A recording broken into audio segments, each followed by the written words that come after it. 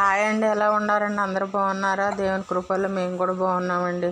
ఈరోజు అయితే పెసరపప్పు అని బీరకాయ వండుకున్నాము. అయితే అది ఏ విధంగా వండామో మేము ఈ విధంగా మేము ఏ విధంగా చేసామో మీకు చూపిస్తున్నాము.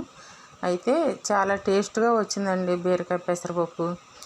అయితే మాకైతే ఒకటే ఉరుములు మెరుపులతో వర్షం అండి, ఒకటే వర్షం అండి. మీకైతే అందరికి ఎట్లా ఉందో తెలియదు. ఈ విధంగా తాలింపు వేసుకున్నాను. తాలింపు గింజలు వేసి ఉల్లిపాయ పచ్చిమిరకాయ కోసి పెట్టుకుని ఉల్లిపాయ పచ్చిమిరకాయ వేసుకొని వాటిని వేపుకున్నాను.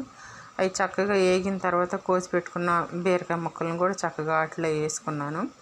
వేసుకొని తర్వాత బీరకాయ ముక్కలు మగ్గటం కోసం కొంచెం పసుపు, కొంచెం సాల్ట్ వేసుకున్నాను అనమాట. సాల్ట్ వేసుకొని చక్కగా దాన్ని కలుపుకొని ఒక 5 నిమిషాలు దాన్ని మగ్గనిచ్చాను అనమాట. మగ్గిన తర్వాత టమాటా ముక్కలు 2 టమాటాలు కోసుకున్నాను. ఆ టమాటా ముక్కలను కూడా చక్కగా వాటిలో వేసుకున్నాను అనమాట. వేసుకొని ఈ అల్లం వెల్లుల్లిపాయ పేస్ట్ కూడా కొంచెం ఒక చెంచా వేసుకున్నాను. దానిలో వేసుకొని దాన్ని ఆ విధంగా కలుపుకొని దాన్ని కూడా మగ్గించుకున్నాను అనమాట. చక్కగా దాన్ని కూడా మగ్గించుకున్న తర్వాత ఇక దాంట్లోకి ఈ నానబెట్టుకున్న పెసరపప్పు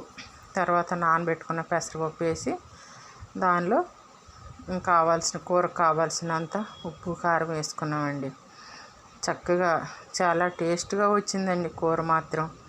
మనం ఏదైనా వండుకునే విధానంలోనే వండుకోవాలన్నమాట. వండుకుంటేనే చాలా టేస్ట్గా ఉంటుంది ఏదైనా కానీ.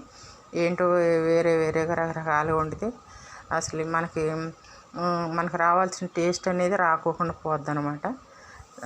అది చక్కగా ఇట్లా పెసరపప్పు ఈ విధంగా బీరకాయ వండుకుంటే అదే చక్కగా చలవ. చిన్నపిల్లలకి అది ప్రోటీన్, పిల్లలకు కూడా చక్కగా బలం అనమాట. ఈ విధంగా చేసామండి మేము.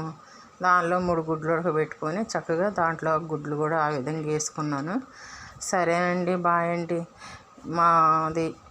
నా యూట్యూబ్ ఛానల్ చూసే వాళ్ళందరూ కూడా సబ్స్క్రైబ్ చేయండి, షేర్ చేయండి, లైక్ చేయండి.